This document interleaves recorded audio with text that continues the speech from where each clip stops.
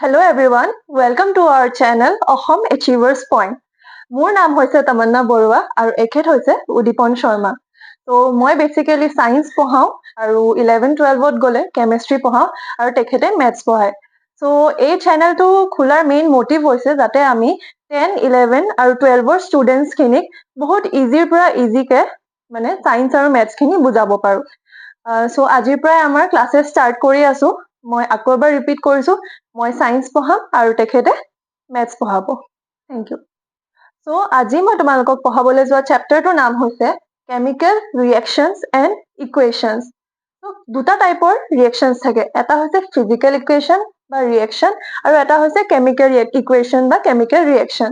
তো দুইটাৰ মাজতে যদি আমি ডিফাৰেন্সিয়েট কৰিবলৈ যাওঁ, ফিজিক্যাল ৰিয়েকশনস বিলাক এনেকুৱা ৰিয়েকশনস যিবিলাক আমি আমাৰ নেকেড আইজ মানে আমাৰ নিজৰ চকুৰে চাব পাৰো, আৰু কেমিকেল ইকুৱেশন বা কেমিকেল ৰিয়েকশনস বিলাক আমি বেসিক্যালি চকুৰে চাব নোৱাৰো। যদি আমি এক্সাম্পল লৈ লওঁ, ফিজিক্যাল আৰু কেমিকেল দুটা টাইপছৰ কলো, কভাৰ হোৱা নাই ন? তো ফিজিক্যাল বুলি যদি আমি ক'বলৈ যাওঁ, ফিজিক্যালত মই কি ক'লো, যিবিলাক ৰিয়েকশন আমি চকুৰে চাব পাৰো, মানে can see with our eyes. Please note down কৰি ল'বা, সৰু সৰু বস্তুবিলাক নোট ডাউন কৰি ল'লে তোমালোকে চালে বস্তুবিলাক মনত পৰি যাব, ঠিক আছে? আৰু কেমিকেল কোনবিলাক হয়, যিবিলাক আমি আমাৰ নিজ চকুৰে চাব নোৱাৰো।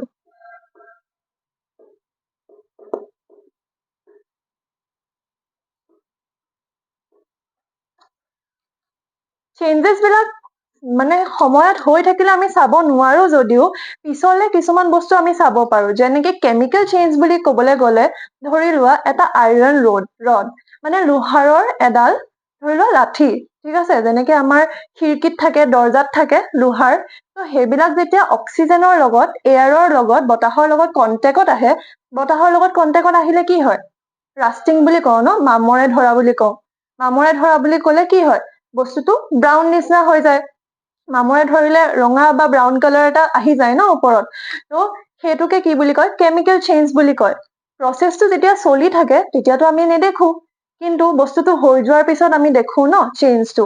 তো কেমিকেল প্ৰচেছ বিলাক আমি যেতিয়া প্ৰচেছ চলি থাকে তেতিয়া আমি চকুৰে নেদেখো।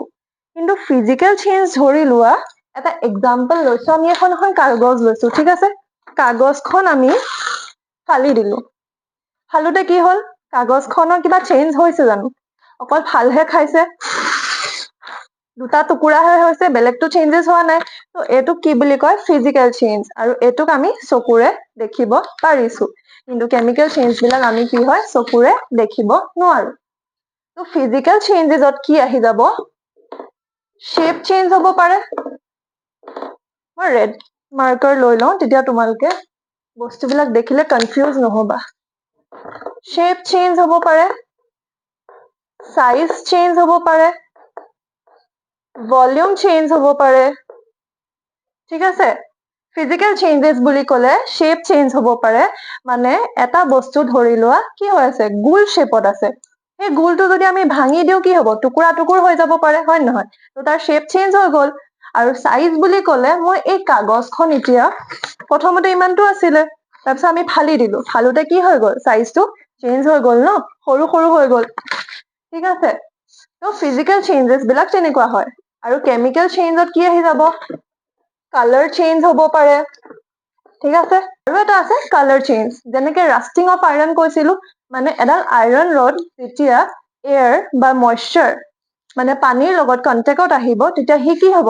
মামৰে ধৰি যাব, মানে তাত কালাৰ চেঞ্জ হৈ যাব। ধৰি লোৱা আইৰনডাল কি কালাৰ আছে? ব্লেক কালাৰ আছে, বা তোমাৰ ধৰি লোৱা যিকোনো বস্তু এটা হোৱাইট কালাৰ আছে, তো সি হোৱাইটৰ পৰা ব্ৰাউনলৈ চেঞ্জ হৈ গ'ল। ডেট মিনছ কি হৈছে? কালাৰ চেঞ্জ হৈছে, হয়নে? বুজি পাইছা? তো আজিৰ ক্লাছটো ইমানখিনিতে শেষ কৰিম।